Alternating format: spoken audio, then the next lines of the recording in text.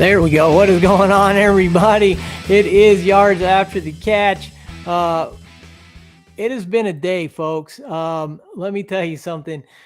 Everything that can go wrong has gone wrong yet again, thanks to the trenches. The trenches is absolute chaos, and it doesn't matter if you're part of the show or not a part of the show. The trenches is chaos. Yeah, it's kind of tearing everything up and making me rethink everything that I do on all of my leagues and everything that's going on there. It's infectious, and it infects everything you touch. The show doesn't want to work because of the chaos, and the points get messed up because of the chaos, and people lose players off the roster because this whole thing is absolute chaos. And this is a crazy thing. Like 12 teams, one prize for $5,000, and we're not going to win it through all the stuff that we have to go through to get this show going. And 11 other people are going to go through this entire process. They're going to put up with this entire shenaniganry of mishaps and challenges and losing players and everything else that can go wrong in fantasy football is going to happen over the next 13 weeks. I think we still have 12, 13 weeks, and only one person is going to get paid for it. You believe this is crazy. And I constantly think about the game breakers and everything that goes on with that. And I'm thinking I could use some of that because I might 2-3 or 1-4 in some leagues. And the one I'm 1-4 in, I just won 189 to 98 or something. Like that's what my team's supposed to do. And I just haven't been showing up. I've been playing the highest scores. Another one, a defense went off on me. Another one I lost by 0.48. Happens every year, at least once a year. Somebody goes off. Yeah, Kelsey went off on my other team, and they beat me too. So all the time, every year it happens. This week, it ran the table on me. I appreciate that, fantasy gods, and we'll work on it for next week because I could use a game breaker in any of my leagues, to be honest with you. Yeah, I'm telling you, like, it's funny that you say that because it's 100% true. I look at my roster and I'm like, why can't I get a game breaker right here? Or even like I'm looking at the roster and I'm seeing how the game breaker is going to affect it. And I unfortunately know all the available game breakers. So I'm doing this with 15 other things all week. This week, no different. Let's see if we can get this. I'm not even going to try because we're probably going to lose the whole feed if I try. Look, here's the deal. If they lose the match, they're going to lose a player off their starting roster. If they win the match, they're going to lose a player off their bench. They don't get to pick the player. Their opponent gets to pick the player. We got the first round of bye weeks coming up. So there's going to be a lot of relevant starters sitting on people's benches. We've had some significant injuries this week, more starters sitting on benches. So in some cases, it's going to be worse to win than it is to lose. I don't even want to win or lose in that scenario. You don't want to lose a player. Obviously, you want a W, but at the same time, there's going to be some question marks with it. So it's going to be a stressful week for everybody involved for sure. Man, the trenches is just, it's out of control. It wasn't meant to be this crazy. It absolutely was meant to be this crazy. It is living up to the name, the thought process, the months of work it took to build. So I'm actually really happy since St. Patrick's Day was the start of the thought process and all of it. And I'm really happy of the outcome so far. And we're only a couple weeks in. Man, leprechauns all over this thing. All right, so let's get into some fantasy football. We're doing an abbreviated show. We were supposed to be on at 8. Didn't get on till our normal time, thanks to the trenches and all the chaos that goes on there. So here we are at 9 o'clock. We're actually going to be signing off early at 9 o'clock. We're going to TSS Fantasy. You can find them on Facebook. You can go to TSS Fantasy on Twitter and then get the link. I've put the link down in the banner that will pop up in between the comments. Thank you, Aurora, for that. TSS Fantasy, find them on YouTube. Me and my co-host with the most are going head-to-head. We will debate each other on this week's waiver wire picks. We've each picked a quarterback, receiver, running back, tight end, and defense. I hope that's it because that's all I did. And we are going to debate head to head on which one is the better pickup for this week. Some good injuries. There's a lot of options to go through. We do know who the other one picked, but I unfortunately let my co-host choose first, and I'm definitely at a severe disadvantage here. How are you feeling about this debate tonight? All we know is the rosters right now, but the rosters, I actually didn't dig any deeper on mine or yours. I just wanted to see the outcome, kind of level the playing field, since I kind of did go first. yeah. But I'm really curious of what you have to say, and gain the knowledge is really the most important thing for me, because that information is going to help me down the road when, hey, maybe I do need to pick up this player. Well, I mean, we have bye weeks coming up, so that's obviously got to factor in a little bit. And then the injuries, of course, usually is one of the big things for waiver wire consideration. And like you said, I tried not to get too much into your players. I'm trying to use my own players as the strength instead of finding the weaknesses in yours, because you could definitely do the same for mine. I think that we both have a pretty good setup going on. Go over to TSS Fantasy tonight and see who we are going. We'll give them the first one. You pick Pickett for your quarterback. We're not going to debate it right now. You picked Pickett. I picked Geno. Both a lot of upside right now. Are you ready to go? This is the thing that I'm going to be interested in.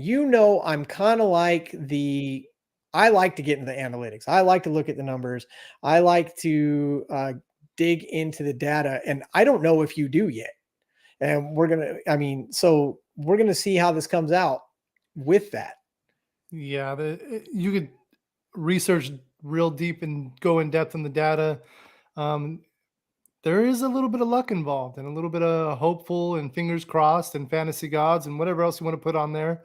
But at the end of the day, it's who's going to show up. And I think we should do a little small recap come the next 2-3 weeks and see how it really played out. That'd be Absolutely. fun. We'll pull some clips off that. TSS Fantasy at Yahoo or on YouTube. TSS Fantasy. Watch us debate each other on waiver wire pickups tonight. Jay Freak coming in. Taysom and Kelsey. It was the week of the tight ends.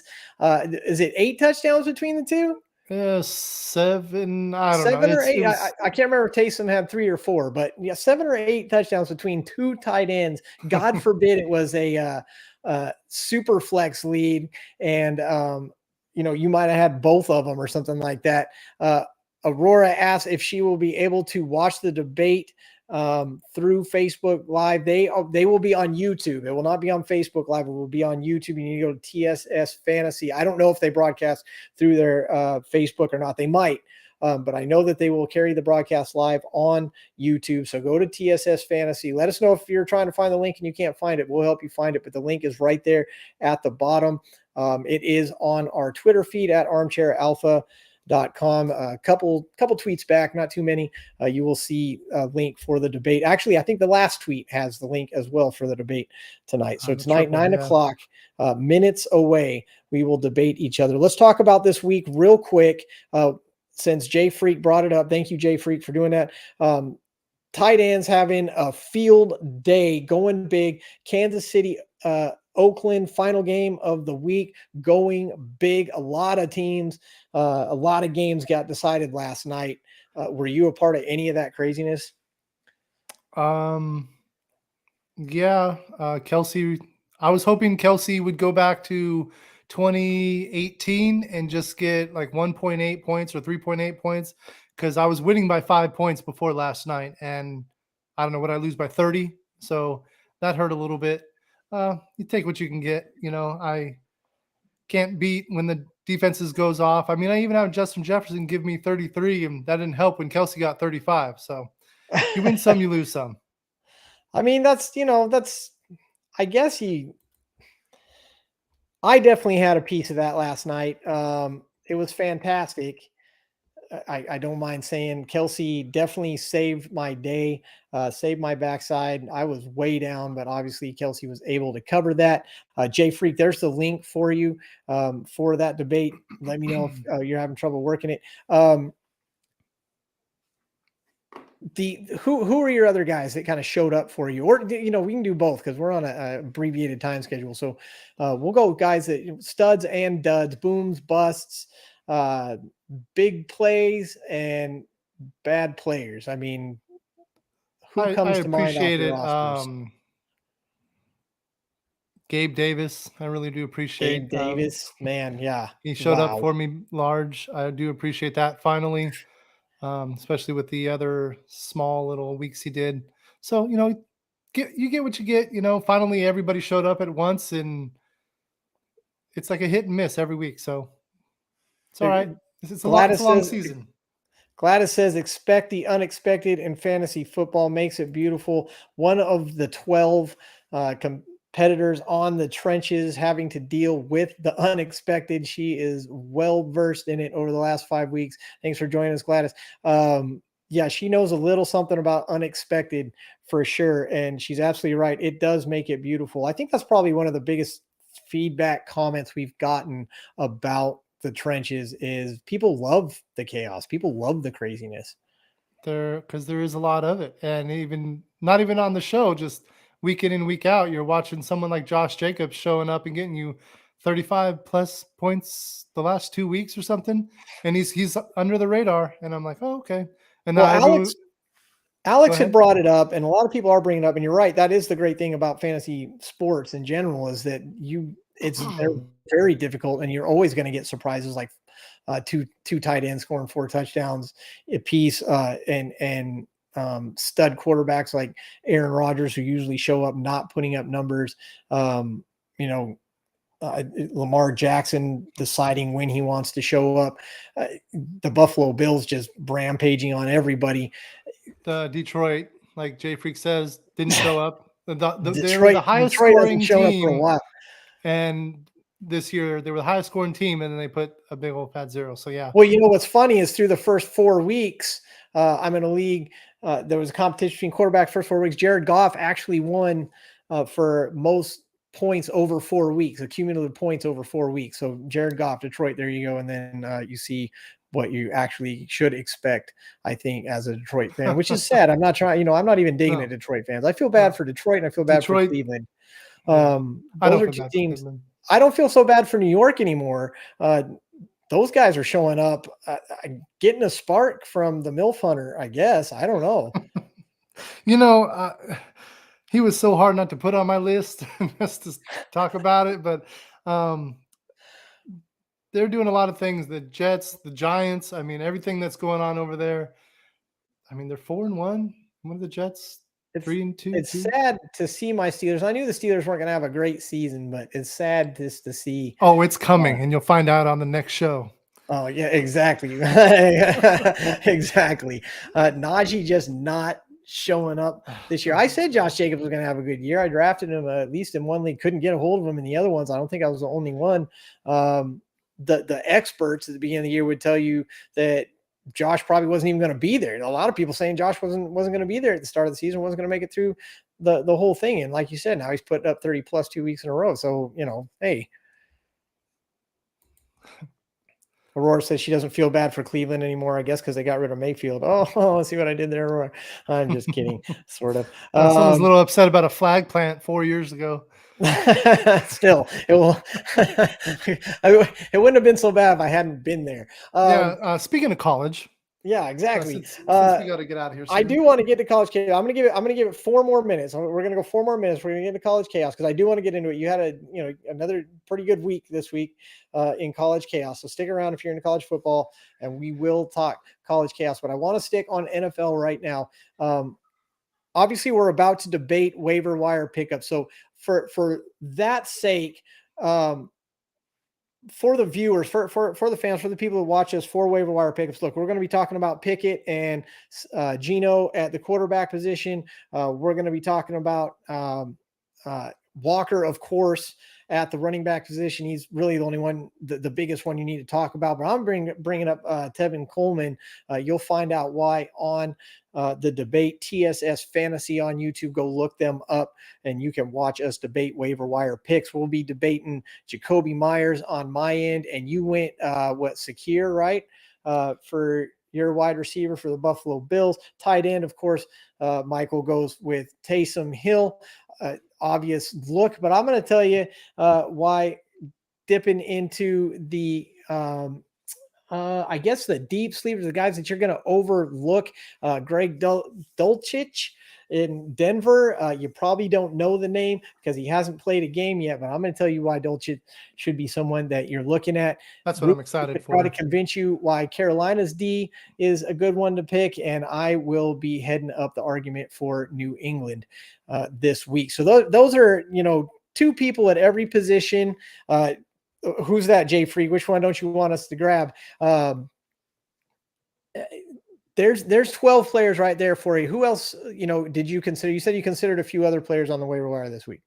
Yeah, there was Wilson was available. He's only available in like maybe one league, and it's a smaller league. But it's slim pickings coming about this time of year. We say it every year. About this time of year, everybody's kind of settling in, and then you're just waiting for somebody to get injured.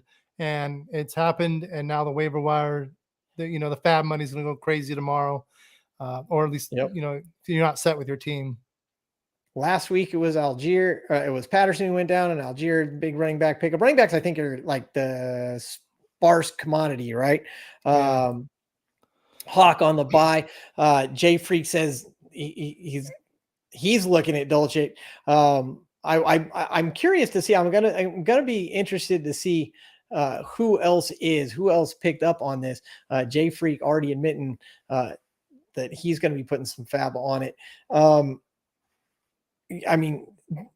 I think you can stream quarterbacks. I think you can stream. Well, all players are streamable. Of course, the defenses are streamable. I think when you talk about running backs as late, you're usually talking about a streamer, especially for bye weeks.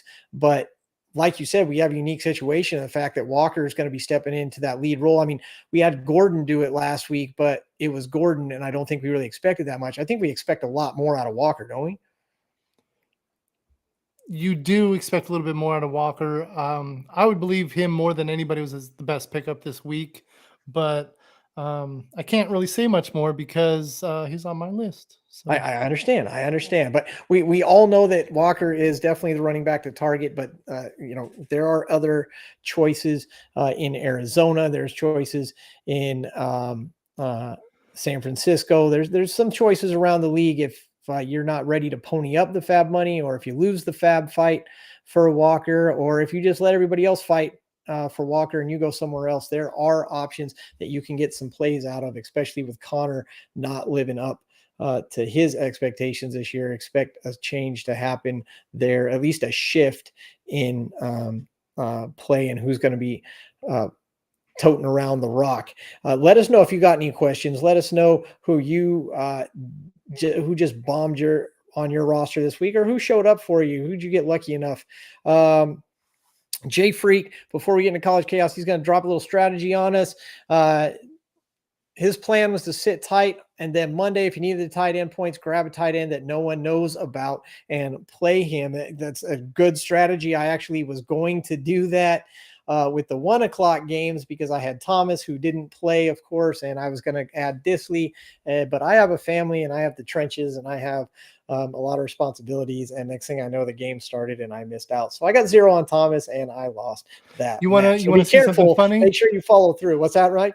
I had Taysom Hill on one team, and I did that optimized thing. That was fun. I bet it was. So let's get into college before we have to jump off here. College chaos. Before we go debate on TSS Fantasy on YouTube live tonight. College chaos. Let's go. So I did beat UCLA did upset Utah, like I said. So we got the one upset there.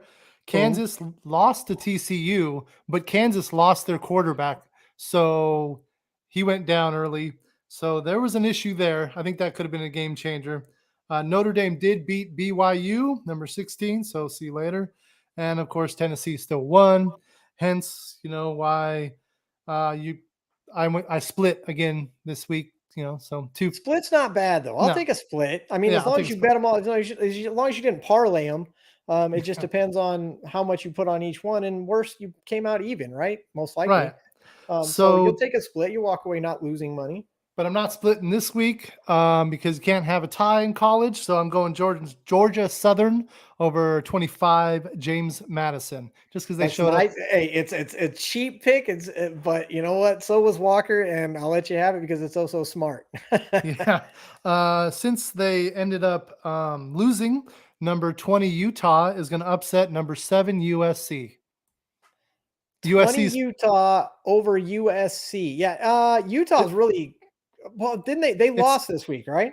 yeah, they just lost to You called that one. UCLA, and we That's the called one it. that you called. But Utah will be at home playing USC, who has not been challenged yet. Okay, you know what? Well, let me hear the other ones. I'm going to jump on at least one. Okay. I'm going to jump on at least one. Well, Tell then you're me not which going to one like it is. this last one. Number 6 Tennessee is going to upset number 3 Alabama. Wow. I love when you do that. Yeah, you're right. I'm not jumping on that one.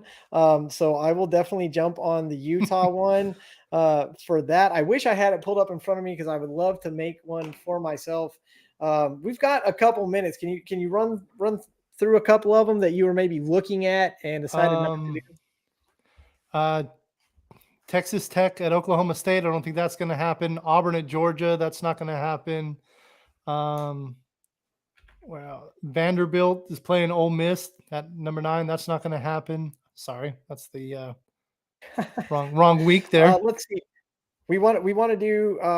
We're trying to do. Oh, Penn State at right? Michigan. You'll like that one. Penn State, Michigan. Yeah. Michigan is on fire right now. Penn State is also undefeated. You know what? Just because I want it to happen, I will take Penn State over Michigan. The schedule I'm looking at does not have the rankings on there. So I will just look at them. I won't touch that one because that's your squad. Auburn plays Ole Miss. Ole Miss wins that one, I think. Oklahoma State and TCU. Now you're saying, who are you picking in that one? Oklahoma State and TCU. I'm going to pick Oklahoma State in that one. Even though TCU's at home. So you hashtag write that one down. I'll take TCU on that one. Yeah, I'm mostly because TCU beat us. It'd probably be more beneficial to have a quality loss later against Oklahoma State. Okay. So I'm sorry, I didn't mean to interrupt. No, I got excited. I got really excited because I found one that I'm definitely going to take. I'm going to take, because I hate them, I'm taking Florida State over Clemson. Hashtag write that one down. So that's you picked 3 and I picked 3, right? Florida State at home, huh? Good for you. I mean, I think Clemson's still going to. Let's do this for the tiebreaker because we always seem to need one, right? I think, is it Kentucky that's ranked, right? So Mississippi State versus Kentucky. Ooh. Mississippi State at Kentucky. This is a tiebreaker because we both picked 3, so that way we won't have a tie here. I kind of want Mississippi State, but I feel like Kentucky at home might just barely pull it off. That one's a coin flip for me. You pick the first one. I'll take the other one. You're right. Kentucky is at home. They just came off a loss to South Carolina, of all people. So they're either going to be licking their wounds and going to lose this game, or they're going to come out with a vengeance and establish dominance early.